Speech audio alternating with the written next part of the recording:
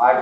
जल जीवन हरियाली दिवस का जो कार्यक्रम यहाँ आयोजित हो रहा है, जो वेबकास्टिंग के माध्यम से और सोशल मीडिया के माध्यम से हमारे क्षेत्र के भी सभी लोग, पदाधिकारी, सभी लोग इसको देख रहे हैं। आज के इस कार्यक्रम में उपस्थित हमारे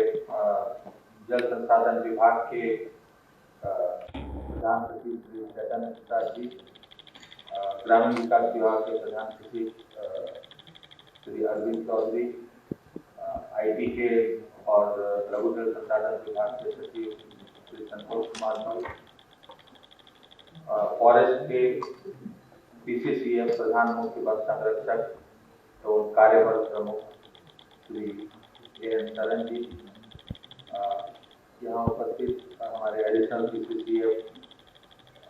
श्री AK प्रसाद जी, श्री राकेश कुमार जी, श्री धर्मेंद्र जो विशेष सचिव एवं डायरेक्टर श्री पशु एवं मत्स्य संसाधन विभाग में, श्री CP खंडूजा जी और मिशन डायरेक्टर श्री राजीव रोशन जी, यहाँ उपस्थित अन्य विभागों के वरीय पदाधिकारीगण। आज जल जीवन हरियाली दिवस का विषय पौधशाला सृजन एवं सघन वृक्षारोपण रखा गया है। इस विषय पर हमारे वक्तागण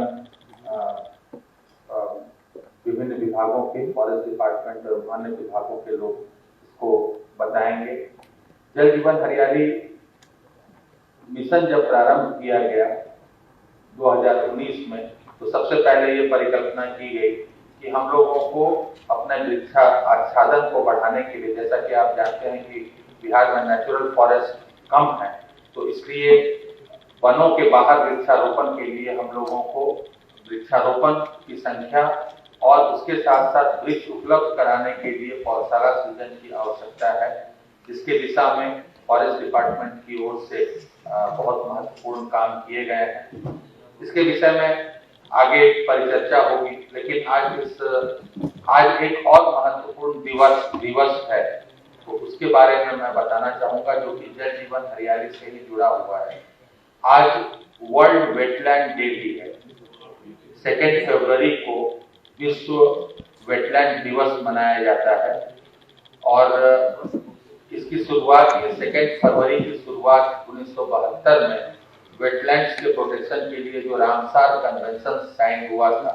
उसी दिन को ध्यान में रखते हुए 2 फरवरी को ये मनाया जाता है। यद्यपि ये दिवस बाद में मनाया जाने लगा, 1997 के बाद मनाया जाने लगा, लेकिन 2 फरवरी की तिथि उसी के लिए निर्धारित की गई है।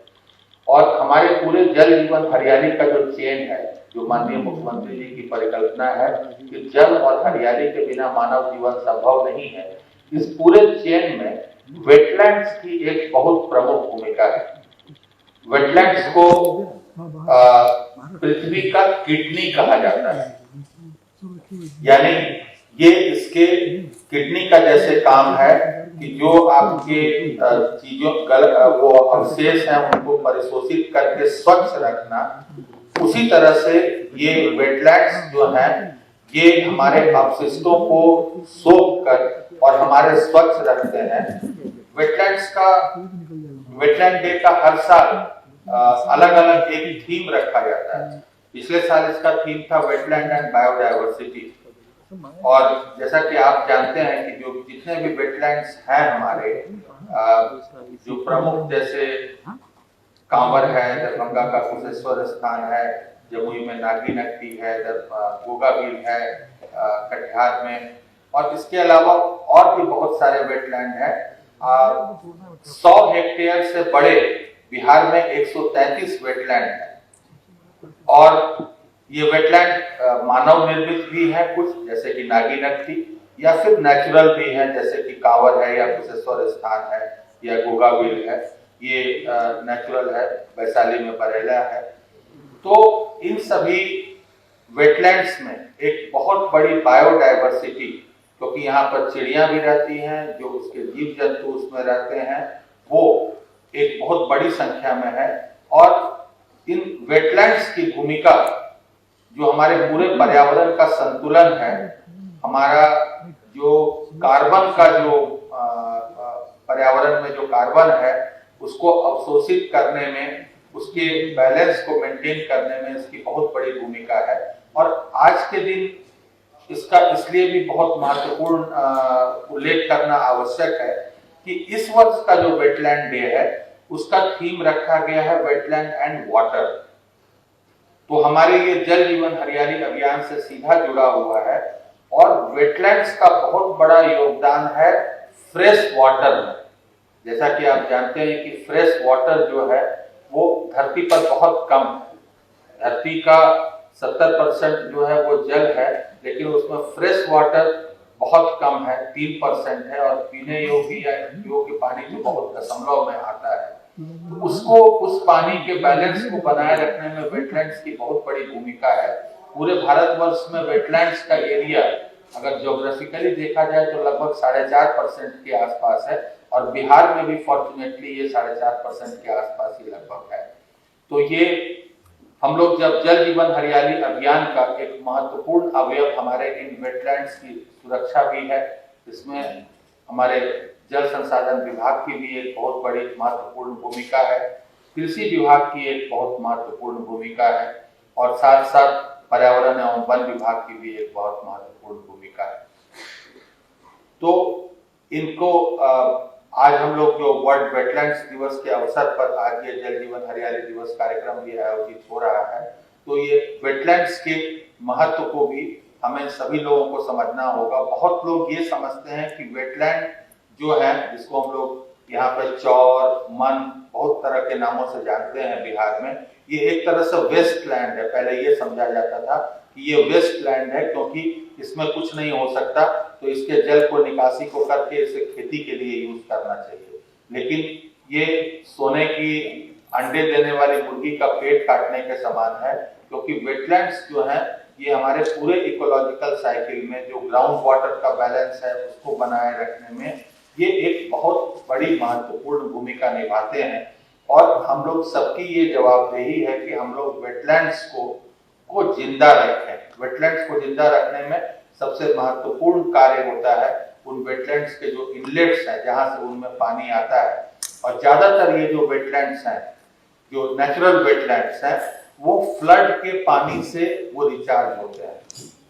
तो इसलिए मैंने कहा कि जल संसाधन विभाग की एक बहुत महत्वपूर्ण भूमिका है कि जब हम इम्बैंक करते हैं किसी नदी को, तो उसका जो नेचुरल कोर्स में उससे जो पानी निकलता था, जो कि वेटलैंड को रिचार्ज करता है, हम उस स्रोत को कभी भी बंद नहीं करें, क्योंकि अगर हम उस स्रोत को बंद करेंगे तो धीरे धीरे वो वेटलैंड खत्म हो जाएंगे। इसका सबसे बड़ा उदाहरण अगर किसी ने देखा होगा तो कांवर झील है हमारा, जिसका क्षेत्र पिछले 20 सालों में 1/3 से भी कम सिकुड़ के रह गया है। तो ये जल जीवन हरियाली दिवस के अवसर पर हम लोगों को अपने वेटलैंड्स के सुरक्षा का और वेटलैंड्स के संरक्षण का भी हम लोगों को एक प्रण लेना चाहिए। और आज जल जीवन हरियाली दिवस के अवसर पर मैं यहाँ उपस्थित सभी लोगों से अपील करूंगा, और वेबकास्टिंग और सोशल मीडिया से जुड़े हुए और हमारे जितने भी बिहार के लोग हैं और बिहार के बाहर के लोग हैं, उन सभी से ये अपील करूंगा कि अपने आसपास हरियाली को बचाए रखने में और जल के संरक्षण में जितना भी योगदान दे सकते हैं वो एक बहुत बड़ा योगदान होगा। क्योंकि एक चीज हमें समझनी होगी कि क्लाइमेट चेंज अब कोई ऐसी चीज नहीं है जो बहुत दूर भविष्य की चीज रह गई है। आज से 20 सालों का पहले ये लगता था कि क्लाइमेट चेंज एक ऐसी चीज है जो केवल कुछ वैज्ञानिक इसे समझते हैं, लेकिन आज क्लाइमेट चेंज एक ऐसी चीज है जिसका दुष्प्रभाव हर आम आदमी समझने लगा है और उस पर पड़ता है। और दूसरी महत्वपूर्ण बात हमें ये याद रखनी है कि क्लाइमेट चेंज एक ऐसी चीज है जो किसी सरकार के बलबूते नहीं है इसे काउंटर करना। जब तक हम हर व्यक्ति अपने लाइफ स्टाइल और अपने काम करने के तरीके को नहीं बदलेंगे, काम करने का तरीका में सबसे बड़ा उदाहरण कृषि में हम जो अपना केमिकल का यूज कम से कम करके और जैविक खेती और जितना भी नेचुरल खेती हम कर सकते हैं उसका बढ़ावा देना, जल का संरक्षण करना, ये हर व्यक्ति को करना है और हर व्यक्ति की ये जवाबदेही है। और जब तक हर व्यक्ति ये नहीं करता है तब तक सरकार के किसी कार्यक्रम के द्वारा हम क्लाइमेट चेंज को काउंटर नहीं कर सकते हैं। तो हमें उम्मीद है कि यहाँ इस कार्यक्रम का मुख्य उद्देश्य लोगों में जागृति पैदा करना है और हम सभी ये प्रण लेंगे कि हम अपने आसपास के जल और हरियाली दोनों के संरक्षण में अपना पूरा योगदान देंगे। बहुत बहुत बधाई, धन्यवाद, जय हिंद।